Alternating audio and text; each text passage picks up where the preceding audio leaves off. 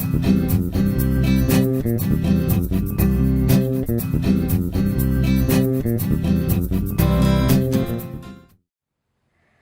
everyone, I'm Maggie Weldon from maggiescrochet.com, and in this video I'm going to show you how to make this beautiful crochet modular squares throw.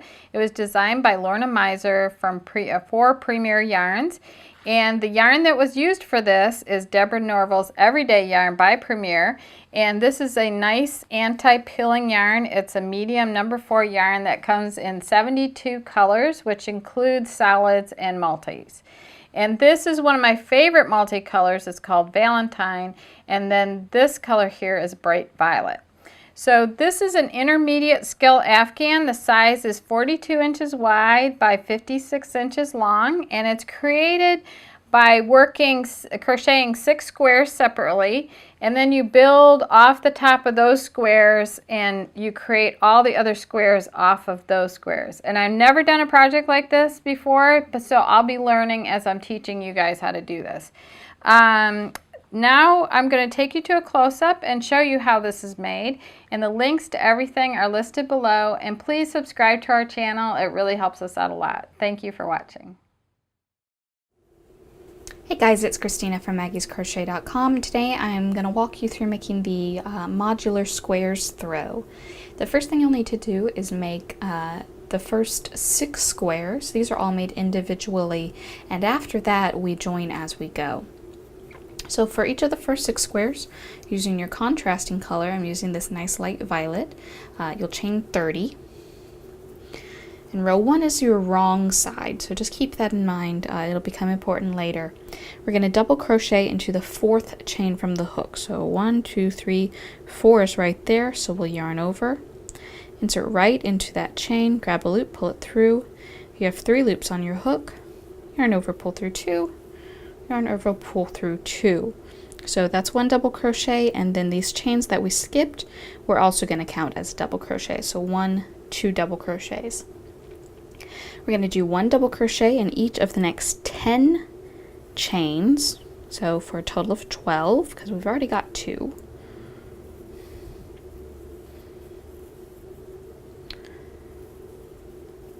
So this blanket uses 2 colors. I'm using 2 solid colors today. The larger sample that we have is worked using 1 variegated color and 1 solid color.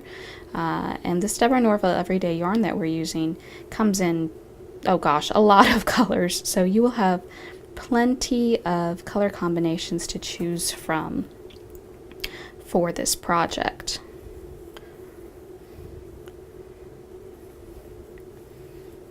Let's see, how many is that? 1, 2, 3, 4, 5, 6, 7, 8, 9, 10. We'll do 2 more, and that way we have a total of 12. Perfect. Now we're going to skip the next 4 chains. 1, 2, 3, 4. We're going to skip all those and then double crochet in each of the remaining ones. So we're not going to do any chains or anything. This is what makes the corner of our square. See how that kind of pulls that over? And as we continue working, you'll see how the square forms itself like this.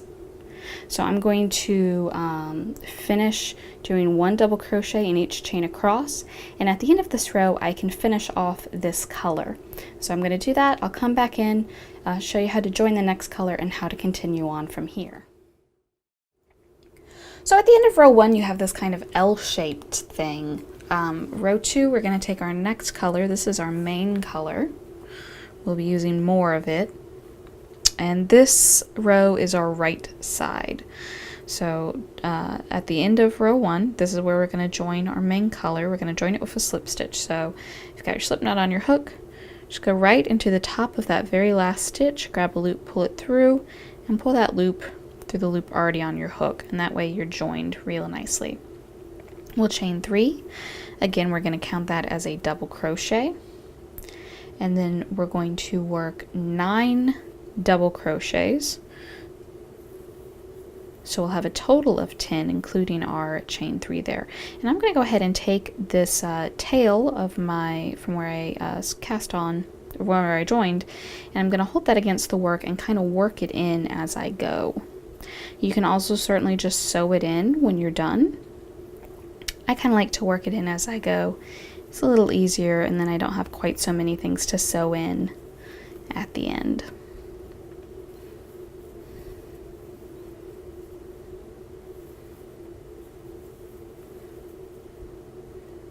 So we're looking for a total of 10 double crochets.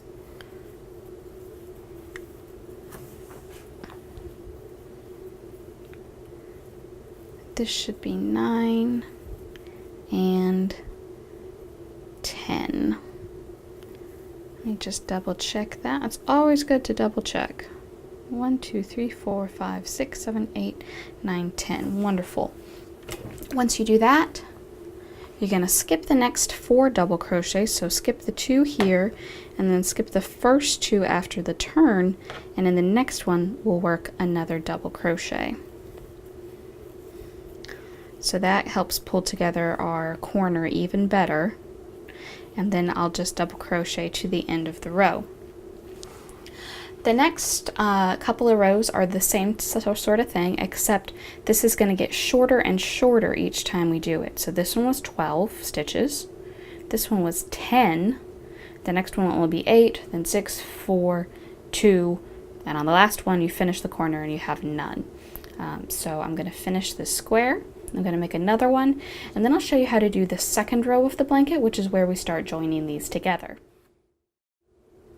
So you'll make 6 of these squares to be your very first row, and once you've got all of those, then like I said, from the second row on, we'll join as we go. So go ahead and get your contrasting color back on your hook. For me, that's this lavender color. And starting with square 1 here, we'll move square 2 out of the way for just a minute. Starting with square 1, we're going to join our contrasting color with a slip stitch to the last double crochet of square 1. So we'll just go right into the top of there, grab a loop, pull it through, pull that through the loop already on our hook. And that way we're joined. Now working in the according to the pattern, it says working in sides of rows very close to the edge but not over the post. So what that means is I want to go into the post and not just work completely around it. So we want to slip stitch in the first row. So again, we'll try to work maybe around just 1 strand of thread. We'll slip stitch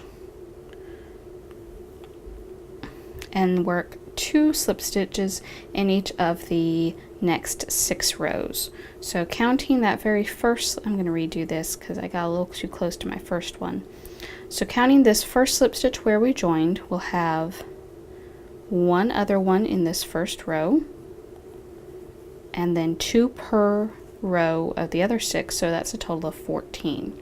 So I'm going to slip stitch down this row, and then I'll come back and show you how to continue from there. So there I've got 14 slip stitches across that row. So now I'm going to go and I'm going to pick up my second square, and starting at this corner, again I've got the right side facing up, so starting at the corner nearest my other square, I'm going to do 2 slip stitches in each row across here as well. So I'll have 14 slip stitches here, and then 14 slip stitches here. So just do the first one and kind of join these together, and then just try to space them out as evenly as you can. Again, 2 per row, not working over the whole post. So you don't want to go under this whole stitch and work it. You got to go right into the middle of it, just like that. So I'm going to get 14 slip stitches across here, and then I'll come back and show you the first row. So I've got 14 slip stitches across each side for a total of 28 stitches. Row 1 of this is square number 7. You'll start with chain 3 and turn, skipping this very first slip stitch here. Work a double crochet in the next one. And you'll see here this is our wrong side where we've got all these bumps on. So once it's a little hard to tell when you just have the squares, but once you start joining them together, it'll be a lot easier to tell which is your right and which is your wrong side. So just like on these first ones, we want to have a total of 12 double crochets across. So we're counting that turning chain as 1. So 1, 2, and slip stitches are a little harder to work into than, say, a double crochet or a single crochet, especially if you tend to crochet a little tightly like I do. So this first row may take you a little extra time.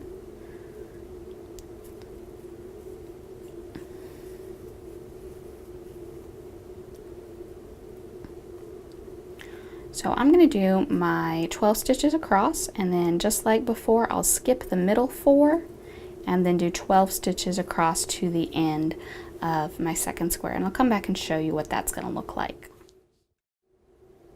So here's what your project will look like at the end of row 1 of square number 7. You can see these are very joined now, and I've done that first row in the contrasting color. And then just like with the other squares, at the end of that first row, you'll snip off your contrasting color, and then we'll pick up the main color to finish the square, just like we did squares 1 through 6. And then you'll just do the same thing across. You know, we'll take another standalone square, put it here, join them together along their edges, and do the same for the rest of the blanket. Once you've got all your squares together, you'll want to put on an edging, and basically all the edging is going to be just going around the sides, and anywhere that the blue is not edged by purple, you'll put an edging on, pretty much just the way we joined this. It'll be slip stitched across and then the double crochets. So guys, I hope this video has been helpful to you. If you've got any questions about this project, you can certainly ask them down in the comments, and in the description you'll find the everything you'll need for this project, the pattern, the materials, everything you'll need. So thanks for watching.